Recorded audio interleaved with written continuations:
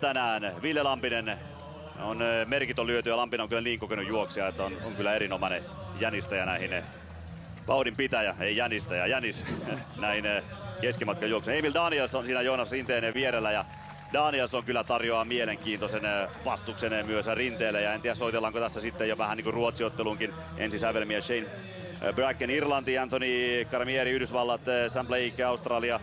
Tässä näin 338, 335 juoksijoita.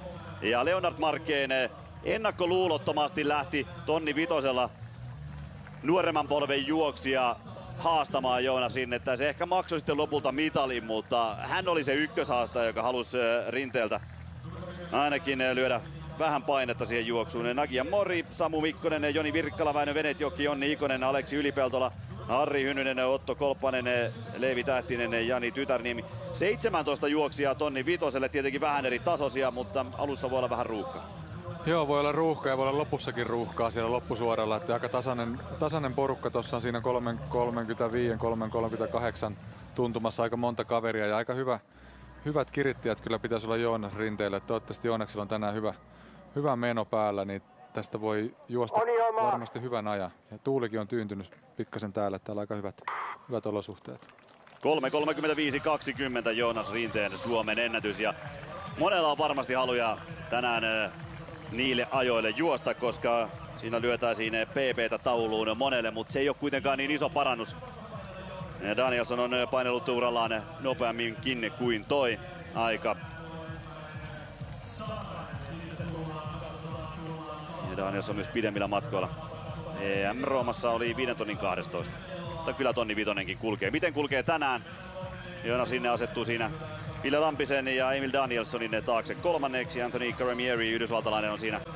Juoksee ulkoreunaa nyt ainakin tässä suoralla Rinteen vierellä. Ei lähde sitä peippaamaan itseään tiiviimmin. Ja Marquén on punanuttuinen siellä. Saas nähdä, lähteekö tänään haastamaan sitten päivän nopeimpia lopussa. Eka 300 mentiin alle 3.36 vauhtia, mutta toki siinä alussa tulee vähän ekstraa, kun lähdetään kovaa liikkeelle. Et katsotaan, miten tämä vauhti tästä jatkaa eloonsa. Pikkusen näyttää siltä, että Danielsson kiihdyttää tuohon Lampisen kyytiin. Rinne siinä taustalla seuraa.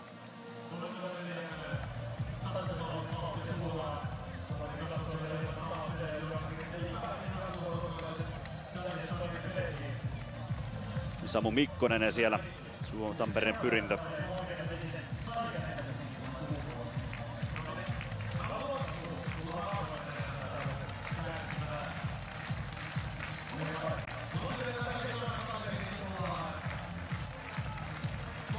Pikkasen vauhti pudonnut, ehkä semmonen 3.37,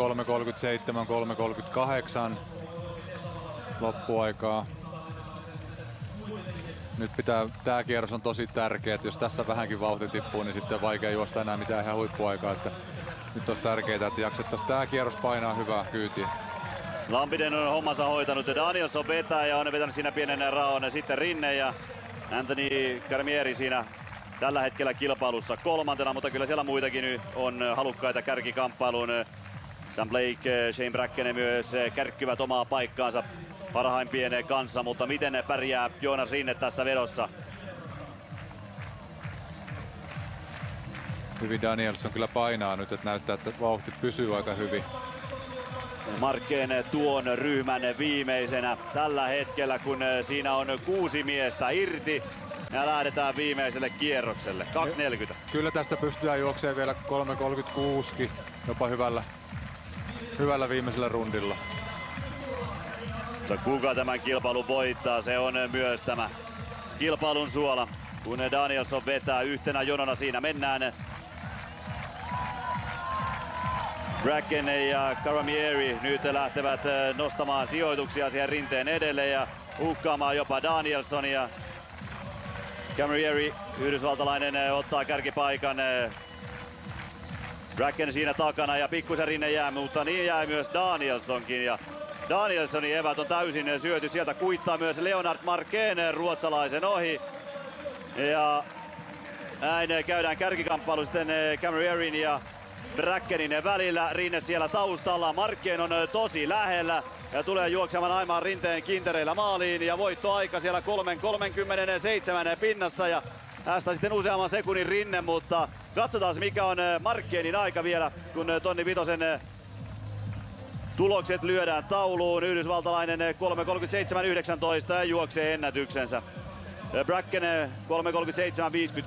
3:37.58 ja Joonas Rinne 3:40.67, mutta Markkeen on ennätysmies tänään 3:41.24 ja on hyvin lähellä kansallista kärkeä tällä hetkellä. Joo, Joonas Rinteen paukut taisi loppua 200 metriä ennen maalia, että rupesi näyttää, että ei ole enää hirveästi annettavaa ja pikkuhiljaa hyytyi sinne sitten päälle 3:40 loppuaikaan, että ei ollut tänään ihan paras päivä Joonaksella, mutta Markkeen kyllä pisteli hienosti ja tuli jo aika lähelle 3:40 ja hyvin lähelle Joonas Rinnettä tuossa.